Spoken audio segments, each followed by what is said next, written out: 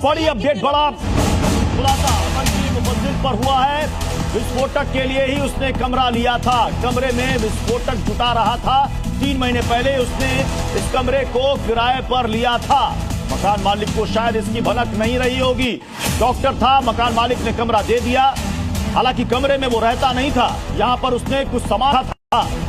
जाहिर सी बात है कि मकान भी पूछताछ के दायरे में आएगा कि आखिर उसे शक क्यों नहीं हुआ।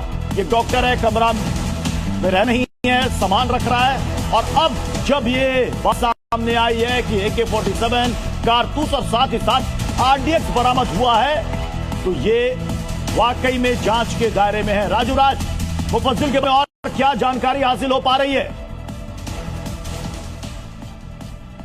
देखिए, ये मुफस्सिल शकील के बारे में जो जानकारी मिल पाई है कि वो फरीदाबाद का धौज इलाका है। हाँ। और वहीं पर इसने मकान किराए पे लिया था और लगभग 3 दिन पहले मकान किराए पे लिया था। और मकान मालिक को इस बात का कहा था कि इस मकान में वो अपना सामान रखेगा, बहुत ज्यादा कुछ रहना नहीं है, सिर्फ रखेगा।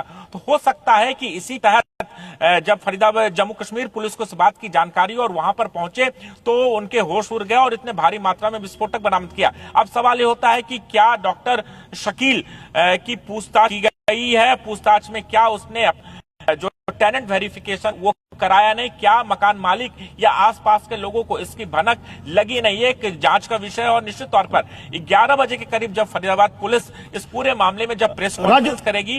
राजू राज, इस तरह की भी खबरें सामने आ रही हैं कि दिल्ली में RSS का मुख्यालय और आजादपुर मंडी इनके निशाने पर थी।